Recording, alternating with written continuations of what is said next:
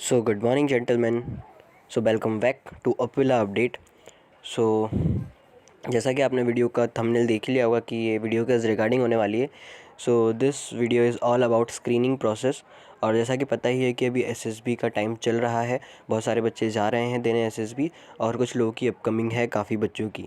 सो मैंने सोचा इसके लिए एक वीडियो बनाया जाए स्क्रीनिंग, जिससे बच्चों को सबसे ज़्यादा डर लगता है, जो कि फ़र्स्ट स्टेज होता है एसएसबी का, और जिसमें 90% 95% से ज़्यादा बच्चे आउट हो जाते हैं। सो स्क्रीनिंग की प्रोसेस एक थोड़ी सी टफ प्रोसेस मानी जाती है, क्योंकि स्क्रीनिंग की प्रोसेस निकालने के बाद स्टेज 2 के लिए तो आप 5 दिन ज़रूर वहाँ पर सेंटर पे रुकते हैं, बट यहाँ पर जो स्क्रीनिंग का प्रोसेस है वो बहुत सारे बच्चों को दिक्कत दे रहा है।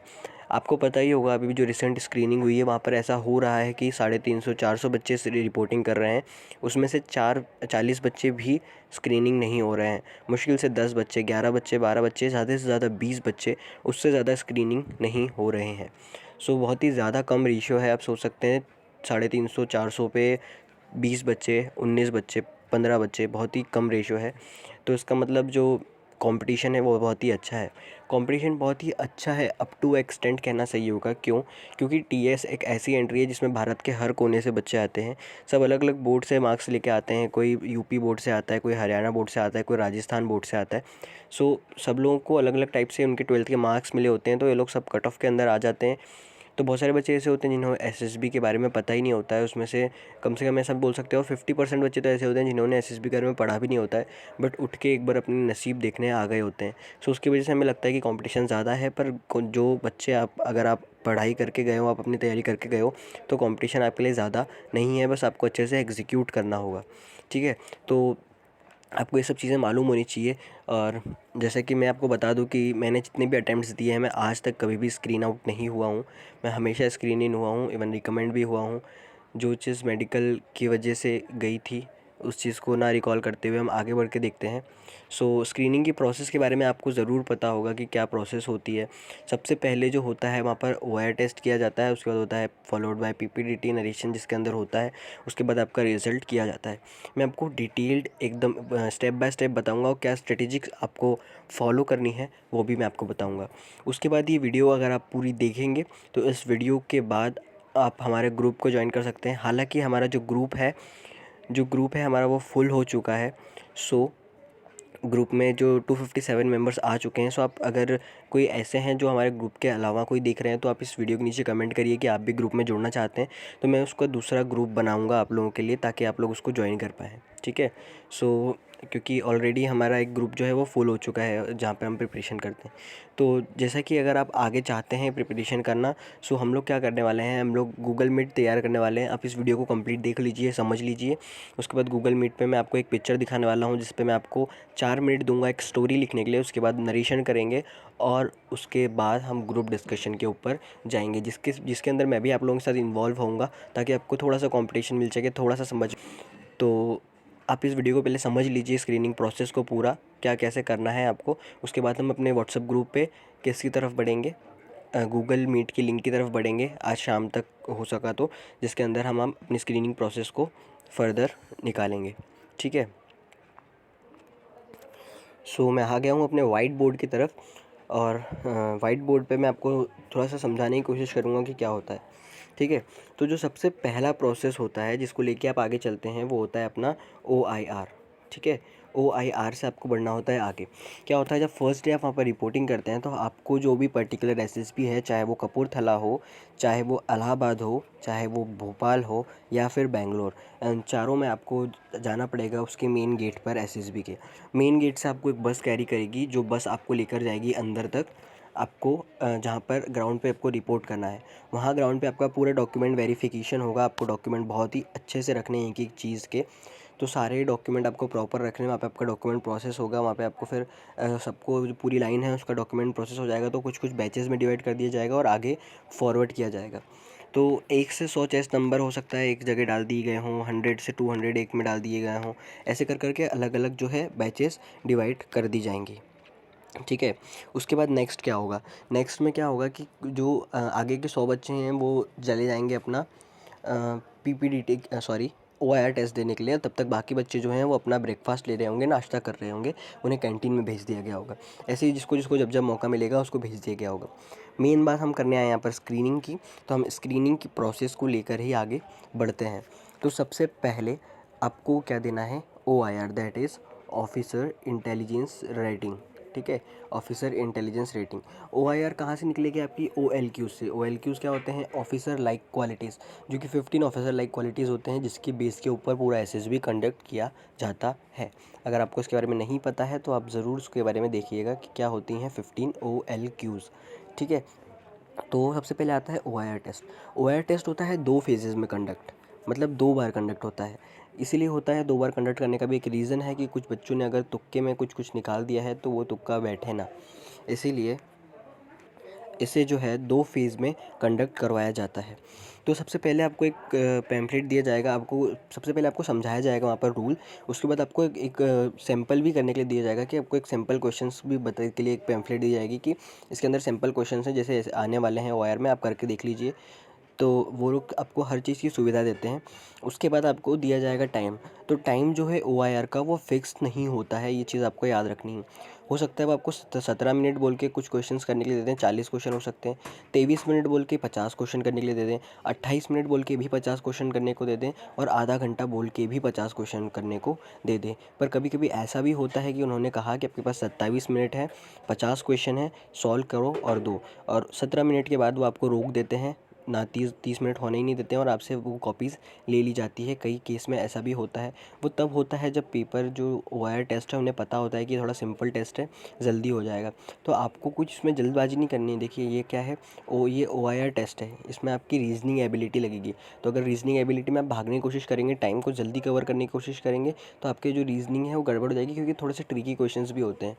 तो आपको आराम से एकदम रिलैक्स वाले माइंड, जो सबसे नॉर्मल स्टेट होता है आपके माइंड का, उससे सॉल्व करते करते करते जाना है। टाइम आपका अपने आप कवर हो जाएगा। उन लोगों ने बहुत ही सोच समझ के वो टेस्ट बनाया होता है। टाइम आपका अपने आप कवर हो जाएगा, तो टाइम की टेंशन तो लेना ही मत। और सेकंड चीज़ ये है कि कोई नेगेटिव मार्किंग तो होती नहीं है, तो फिर ट्राई करना कि आप सारे क्वेश्चन अटेम्प्ट करो। बट उसमें क्या होता है, OMR शीट फिल करनी होती है। तो आप सारे क्वेश्चन अटेम्प्ट करने के चक्कर में ये नहीं है कि आप कुछ भी तुक्के लगाए जा रहे हैं, आपको जो जो नहीं आ रहा है वो छोड़ दीजिए। लास्ट में आप जो मोस्ट प्रोबेबल आंसर लग रहा है उसको फटाफट लगा दीजिए। ऐसे करके आप ज़्यादा से ज़्यादा अटेंड करें। इसमें जो इसमें OIR 1, OIR 2, OIR 3, OIR 4 जो आपको रैंक मिलती है, वो रैंक किस बेस पे मिलती है, वो आपके क्वेश्चन सही होने के बेस पे नहीं मिलती है। वो जो है वो एक मशीन कैलकुलेटेड रैंक होती है। उसका फार्मूला कुछ अलग होता है। वो अगर देखेंगे IQ लेवल फाइंड करने का, तो वो आपके एज, मेंटल एज के ऊपर डिपेंड करता है थोड़ा सा। उसके बेस पे वो कैलकुलेट होता है, जो कि वो लोग अपने कंप्यूटर से करते हैं, वो लोग खुद कैलकुलेट नहीं करते हैं, मशीन कैलकुलेटेड होता है। तो ये रही OIR की बात, जो कि 2 बार होगा। ऐसा ही वापस से आपको थोड़ी देर बाद ब्रेक देके, मतलब ब्रेक ज़्यादा देते नहीं हैं, उसके बाद जस्ट आपको दूसरी शीट दी जाती है। फिर दोनों ही शीट पे आपका सेम टाइप से OIR कंडक्ट होगा। उसके बाद आप लोग का OIR के बाद अगर आपका ब्रेकफास्ट नहीं होता, आपको ब्रेकफास्ट के लिए एक ब्रेक दिया जाएगा, वरना थोड़ी देर का रेस्ट आपको दिया जाएगा बाहर वेट करने के लिए। उसके बाद आपको किसी दूसरे ऑडिटोरियम में जाने का इंस्ट्रक्शन मिलेगा। दूसरे ऑडिटोरियम में जाने के बाद वो डिपेंड करता है कि आपको कहाँ पे सीट मिले। ऑडिटोरियम में पीछे सीट मिलती है और आगे भी सीट मिलती है। अगर आपको मिड में सीट मिली तो अच्छा है। कई बार क्या होता है कि सबसे आगे वाली जो सीट मिली है उसकी वजह से, जैसे कि हम थिएटर में मूवी देखने जाते हैं तो हमें थोड़ा सा ऊपर साइड देखना पड़ता है स्क्रीन पे, तो वहाँ पे थोड़ी सी प्रॉब्लम आती है। बट आगे वाले को फिर भी एडवांटेज है। सबसे ज़्यादा प्रॉब्लम होती है जिसको सीट सबसे पीछे मिली है ऑडिटोरियम में। क्या रीज़न है इसका रीज़न ये है कि जो पिक्चर दिखाई जाती है, जो पिक्चर दिखाई जाती है PPDT में, स्क्रीन में, अब देखो आप ऐसे बैठेंगे, हाइट बढ़ती जाएगी, आप ऊपर ऊपर साइड आते जाएंगे, ऊपर साइड आते जाएंगे, ऊपर साइड आते जाएंगे। तो जो पिक्चर दिखाई जाती है उस पर होती है हेज़ी पिक्चर। अब जब हेज़ी पिक्चर, बहुत ही ब्लर पिक्चर दिखाई गई है, तो आगे वाले स्क्रीन को क्लियर दिख जाएगी। और आपको पता ही है कि अगर प्रोजेक्टर लगाए तो प्रोजेक्टर के साथ फेड होता है, थोड़ा सा फैड होता है ना प्रोजेक्टर। तो वहाँ पे जो प्रोजेक्टर लगा है वो थोड़ा सा फेड होता है। तो पीछे वाले बच्चे को ऑलरेडी एक तो पीछे ब्लर पिक्चर है, हेज़ी पिक्चर है, हल्की पिक्चर है, ऊपर से पीछे वाले बच्चे को यहाँ से देखने में थोड़ी सी प्रॉब्लम आती है। तो ये चीज़ आपको थोड़ी सी ध्यान रखनी है कि आप अगर पीछे बैठे हैं तो आपको ऑब्ज़र्व अच्छे से करना है, ठीक है। अब आपको एक चीज़ और पता होगा कि आपको 30 सेकेंड्स मिलते हैं पिक्चर को देखने के लिए, सिर्फ देखने के लिए। बाकी के आपको 4 मिनट मिल जाते हैं लिखने के लिए, कुल मिला के आगे पीछे करके आपको 4 मिनट दिख जाते हैं। पर बच्चे क्या करते हैं, 30 मिनट में लिखना स्टार्ट करते हैं ताकि अच्छी स्टोरी फ्रेम कर पाएँ सोच सोच के। ये चीज़ सबसे बड़ी गलती है किसी की भी। ये 30 सेकंड आपको पूरा आपको पिक्चर को ऑब्ज़र्व करने में देना है। क्यों, क्या होता है कई बार कि आपने क्या हुआ, ऐसा होता है कई बार कि आपने क्या किया कि पिक्चर यहाँ पे बनी है, यहाँ पे कोई बॉय खड़ा है, उसके हाथ में मान लो कोई ट्रॉफ़ी रखी हुई है, ठीक है। तो आप क्या करते हैं, इस बच्चे को देख लेते हैं ट्रॉफ़ी रखी है, फिर आप लिखना स्टार्ट कर देते हैं कि बच्चे को ट्रॉफ़ी जितानी है। बट आपने बैकग्राउंड देखा ही नहीं। अगर आप बैकग्राउंड देखें, आपने मान लिया किसी सब लोग किसी स्पोर्ट्स पे बनाने लगे कहानी, आपने पीछे देखा ही नहीं और आपने देखा कि साइड में ब्लड डोनेशन कैंप का कुछ लगा हुआ है पोस्टर वगैरह। तो आपने अगर इसके ऊपर अचीवमेंट की स्टोरी बना दी पर आपने किसी स्पोर्ट्स की बना दी तो वो आपका डिसएडवांटेज है, क्योंकि आपके अंदर अच्छी ऑब्जर्विंग एबिलिटी नहीं है। आपको देखना होगा कि पीछे ब्लड डोनेशन कैंप है, तो आपको इस स्टोरी को रिलेट करना होगा कि किसी ब्लड डोनेशन कैंप में कुछ अच्छा काम करने की वजह से उसे वो ट्रॉफी मिली है। एक छोटी छोटी चीज़ें, अगर कुछ भी नहीं दिया हो, कई बार ऐसा होता है बहुत ही न्यूट्रल पिक्चर होती है, कोई भी बैकग्राउंड नहीं मिलता है, तो आपको बहुत ही कोई छोटी सी चीज़ देखकर आपको उसके अंदर इन्वॉल्व करवाना पड़ता है, ठीक है। तो एक बहुत ही ज़्यादा छोटी छोटी चीज़ें मिस हो जाती है आपसे। अगर आपने देखा कि यहाँ पे कोई व्हीकल के अंदर कुछ हो रहा है, तो वो व्हीकल क्या है। अब आपने देखा व्हीकल के अंदर कुछ हो रहा है, आपने कोई भी गाड़ी बना दी, आपने ट्रेन बना दी, आपने एरोप्लेन बना दिया, आपने बस बना दी, बट आपको ऑब्ज़र्व करना होगा कि जो आपको पीछे गाड़ी दिख रही है उसके अंदर का जो सिस्टम है, जो ड्राइविंग सिस्टम है, वो वाली ड्राइविंग सिस्टम किसके अंदर होता है। क्या मेट्रो के अंदर होता है, क्या ट्रेन के अंदर होता है, या फिर बस के अंदर। तो आपको ये चीज़ याद रखनी होगी, आपको एग्जैक्ट वही व्हीकल लिखनी होगी। जितनी अच्छी आपकी ऑब्जर्विंग स्किल्स होंगी, ऑफिसर उतना ज़्यादा इंप्रेस होगा, वो ये सब चीज़ें देखता है, क्योंकि ऑब्ज़र्व करना भी आपकी OLQs में आता है, OLQ के टाइप में आता है, ठीक है। तो ऑब्जर्विंग एक बहुत ही बड़ी चीज़ है, बढ़िया फैक्टर है जो आपको ध्यान रखनी है। स्टोरी लिखने के बाद क्या होगा मान लीजिए स्टोरी आपने अपने शीट के ऊपर लिख दी जो आपको दी थी, ठीक है। इस टाइप की कुछ स्टोरी होती है, यहाँ पे आपको सब कुछ लिखना होता है अपने। यहाँ पे एक बॉक्स बना होता है, यहाँ पे भी लाइंस होती है, इसके अंदर भी, जिसके अंदर आपको स्टोरी लिखनी होती है, ठीक है। ऐसे करके आपको मिला है यहाँ पे, आपने अपनी स्टोरी लिख दी, आपके पेपर्स ले लिए जाएंगे, ठीक है। जनरली राइटिंग अच्छी लिख नहीं पाते हैं बच्चे, क्योंकि टाइम बहुत कम होता है, फास्ट लिखना होता है, दिमाग तेज काम करता है, तो राइटिंग थोड़ी सी बिगड़ जाती है, ये तो ऑफिसर को भी पता है, ठीक है। तो अब आपको यहाँ पर क्या चीज़ ध्यान रखनी, देखिए आपने स्टोरी लिख दी, ठीक है। अब उस स्टोरी को आपको थोड़ी देर बाद नरेट करना है 3 ऑफिसर्स के सामने, जहाँ पर आपके साथ आपके 10 बच्चों का ग्रुप या 20 बच्चों का ग्रुप बैठा होगा। अक्सर 20 बच्चे का ग्रुप होता है, तो 20 बच्चे आपके साथ बैठे हैं, आप सब ने सेम पिक्चर के ऊपर स्टोरी लिखी और एक एक करके खड़ा होना है सबको, या फिर बैठे बैठे भी सुना सकते हैं। और आपको अपने प्रॉपर स्टोरी सुनानी है। स्टोरी किसको सुनानी है, एसेसर्स को नहीं सुनानी है, आपको अपने जो 20 बच्चे आसपास बैठे हैं उनकी तरफ देख के वो स्टोरी सुनानी है। सबसे पहली चीज़, सबसे मोस्ट इंपॉर्टेंट चीज़, कि आपको एसेसर्स की तरफ नहीं देखना है। अगर आप उनकी तरफ देखते हैं तो ये गलत बात है, आपको बिल्कुल भी अलाउड नहीं है उनकी तरफ देखना। अगर आपने देख लिया तो आप समझ लीजिए आपका स्क्रीन में होना पॉसिबल नहीं है। आपको दिखना है अपने फेलोज़ को, ठीक है। आपने देखा अपने आसपास के बंदों को, अपनी स्टोरी सुनाई। अब क्या होता है, 1 मिनट दिया होता है स्टोरी सुनाने के लिए, पर एसेसर्स क्या होते हैं कि कभी कभी ज़्यादातर, कभी कभी नहीं, 30 सेकंड में, 20 सेकंड में, 10 सेकंड में बोल देते हैं ओके अंडरस्टूड नेक्स्ट। आपको ऐसा करके बिठा दिया जाता है, फिर नेक्स्ट बंदे को खड़ा कर दिया जाता है।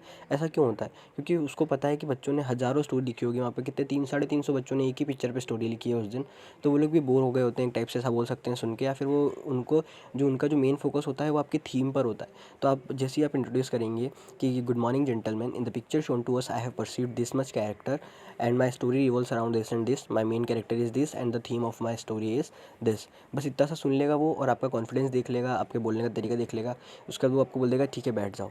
बट एक चीज़ और ध्यान रखनी है कि जब कोई और स्टोरी सुना रहा हो तब भी आपको गौर से उसकी स्टोरी सुननी है, उसकी तरफ देखना है और अच्छे फेस का एक्सप्रेशन देना है। ये नहीं कि मेरा हो गया तो मैं नहीं देखूंगा, अक्सर बच्चे ऐसा करते हैं, कहीं और खो जाते हैं अपनी स्टोरी देने के बाद, ये मन में सोचने लगते हैं। ये चीज़ नहीं करनी है, आपको लाइव वहीं पे प्रेजेंट रहना है, अपने आसपास वाले बच्चों को देखते रहना है आई कॉन्टेक्ट करके, ठीक है। ये बहुत ही इंपॉर्टेंट चीज़ है, क्योंकि जो 3 ऑफिसर्स बैठे रहते हैं उनमें से एक ही बंदा जो है वो जो नरेशन वाले को देख रहा होता है, बाकी 2 बंदे बाकी बच्चों को देख रहे होते हैं कि किसका पैर हिल रहा है, किसका पैर मुड़ा हुआ है, किसका पैर टेढ़ा है, कौन अच्छे से कॉन्सेंट्रेट कर रहा है, किसकी आई किधर है। तो ये सब आपको ध्यान में रखना होगा। ये छोटी छोटी चीज़ की वो लोग लिखते जाते हैं, और वो लोग पॉइंट्स वगैरह नहीं लिखते हैं, वो लोग बस यस नो या डाउट लिखते हैं। तो अगर आप अच्छे से बैठे हैं तो वो आपको यस लिख देगा, आप थोड़ा थोड़ा घबराए हुए लग रहे हैं तो वो डी लिख देगा, एनी डाउट। अगर आपने बिल्कुल गड़बड़ कर दी तो आपके आगे एन लिख देगा, देखिए डैट इज़ नो। और वो लोग आपको कोई शक्ल से पहचान, आपको लगता है कि मेरे को क्या ही पहचानेगा ये, बट वो आपका चेस्ट नंबर नोट करते हैं डायरेक्टली, ठीक है। उसके बाद वो एसेस करते हैं सब कुछ। तो नरेशन में अब क्या होता है कि कई बच्चे ना लिखने में प्रॉब्लम कर देते हैं या डर जाते हैं, लिखने में एग्जैक्ट लिख नहीं पाते हैं। तो एक चीज़ याद रखो, अगर आपने पेपर में लिख दिया है और पेपर में आपने एग्जैक्ट नहीं लिखा है, तो आप क्या कर सकते हैं, जब नरेट कर रहे हैं तो आप जो पेपर में स्टोरी लिखी है उसको थोड़ा बढ़ा चढ़ा के अपने मन से भी जोड़ के बोल सकते हैं नरेशन के वक्त, क्योंकि हमेशा वो आपके पेपर पूरा नहीं पड़ेगा। तो आप कर सकते हो उसको थोड़ा सा जोड़ के अपने मन। नरेशन के वक्त आप क्या कर सकते हैं, अपने मन से कुछ जोड़कर ज़रूर बोल सकते हैं ताकि आपकी स्टोरी और एनहेंस हो जाए। ग्रुप डिस्कशन में क्या होगा कि सारे बच्चे चाहते हैं कि मैं बोलना स्टार्ट करूं, तो फिर उसके अंदर फ़िश मार्केट बन ही जाता है, खासकर अगर रिपीटर्स का ग्रुप है तो। फ्रेशर्स में थोड़ा सा कम बनता है क्योंकि सब बच्चे नए नए होते हैं, तो वहाँ पर आप इनिशिएट करने की कोशिश कर सकते हैं, शुरू करने की कोशिश कर सकते हैं। पर आपको जो फ़िश मार्केट में घुसने की ज़रूरत नहीं है ये सोच के कि मैं शुरू करूँगा तो ही मैं स्क्रीन रहूँगा। अगर बहुत सारे बच्चे एक साथ चिल्लाना शुरू हो गए हैं तो आप थोड़ा सा चुप रहिए, थोड़ा सा वेट करिए। जैसे ही सब बच्चे कोई भी चुप होते हैं, उनकी वॉइस लो होती है, एक टाइम पे ऐसा होगा कि उनकी वॉइस कम होगी, आप बोलना स्टार्ट कर दीजिए। आपको बोलना है सिर्फ एक लाइन या 2 लाइन, पर जेन्युइन पॉइंट्स बोलने हैं। फिर थोड़ा सा रुकना है, दूसरे की सुननी है, फिर 1-2 लाइन बोलनी है। आपने सिर्फ 2 लाइन भी बोली तो ऐसा भी होता है केस केस में, और हुआ भी है मेरे साथ, कि जो बच्चा बहुत ज़्यादा बोल रहा था वो स्क्रीन इन नहीं हुआ है, और मैंने सिर्फ 1 लाइन बोली थी पूरे डिस्कशन में, जो कि सही बोली थी और अच्छी बोली थी और लोगों ने अप्रिशिएट किया था सुन के। तो सिर्फ वही लाइन जो है उसकी बदौलत में क्या स्क्रीन इन हो गया था। ठीक है, बस आपको ध्यान रखना है कि अगर कोई अच्छा पॉइंट बोलता है तो आपको उसको अप्रिशिएट करना है कि okay, I am agree with chest number this and this, so the point taken by the chest number this is good. ऐसा करके आप बोल सकते हैं, बीच बीच में ट्राई कर सकते हैं बोलना। ठीक है, तो सबसे बस बेसिक चीज़ यही है। ठीक है, बहुत ही सिंपल प्रोसेस है, आपको बस एक रूल के तहत एकदम फ्लो में जाना है, एक फ्लो है जो है वो जाना है। बस यहाँ पे ऐसा है कि आपको बस जो रूल है उसको सीधे सीधे फॉलो करना है, आपको कुछ गलत नहीं करना है। ठीक है, आपको कोई ये नहीं बोल रहा है कि आपको कुछ अलग करना है या कुछ अच्छा करना है, कुछ अलग या अच्छा नहीं करना है। जो चीज़ नॉर्मल प्रोसेस होती है उसको फॉलो करना है, बस आपको कुछ ख़राब नहीं करना है। आप समझ रहे हैं, आपको नेगेटिव में नहीं जाना है, कोई बोल नहीं रहा है आपके पॉजिटिव में जाओ, आपको नेगेटिव में नहीं जाना है, आपको न्यूट्रल रहना है। आप न्यूट्रल रहेंगे तो डेफिनेटली आप स्क्रीन इन हो जाएंगे, क्योंकि उनको ऑफिसर बनाने के लिए एक रॉ मटेरियल चाहिए, उन्हें बना बनाया ऑफिसर नहीं चाहिए, और ना ही उन्हें कोई ख़राब बंदा चाहिए, उन्हें चाहिए कच्चा मटेरियल जिसको वो ऑफिसर में कन्वर्ट कर पाए। तो वो उसी बंदे को ढूंढते हैं जो कि रॉ हो। तो try to be raw material for them. ठीक है, आप उनके अकॉर्डिंग चलेंगे बहुत ही सिंपल तरीके से, सो हो जाएगा। ठीक है, पिक्चर बहुत ही सिंपल आती है, उन्हें भी पता होता है कि बच्चे IITS एंट्री से आए हैं तो 12th पास करके आए। सो ये बहुत सारी चीज़ें फैक्टर डिपेंड करती है, बस आपको एक रूल के अकॉर्डिंग सीधे सीधे फ्लो में चलना है। सो PPTT के लिए आज मैं एक पिक्चर देने वाला हूँ अपने ग्रुप के ऊपर। अगर आप हमारे ग्रुप में नहीं हैं तो हमारा ग्रुप जो है वो फुल हो चुका है, तो उसमें तो आप ज्वाइन हो नहीं सकते, तो मैं नया व्हाट्सअप ग्रुप बना दूंगा। अगर कोई ज़्यादा नंबर ऑफ़ कैंडिडेट्स है तो आप ज़रूर नीचे कमेंट कीजिए, और भी आपको कुछ हेल्प चाहिए तो नीचे ज़रूर कमेंट कीजिए, मैं आपकी उसके रिगार्डिंग हेल्प करूँगा। अभी तक आपने अगर वीडियो को लाइक नहीं किया है तो प्लीज़ लाइक कर दीजिए ताकि मेरा भी मोटिवेशन बना हो। चैनल को सब्सक्राइब कर दीजिए और बेल नोटिफिकेशन प्रेस कर दीजिएगा। सो आज के वीडियो के लिए इतना ही है, अपनी प्रिपरेशन अच्छे से रखिए। जय हिंद, जय भारत।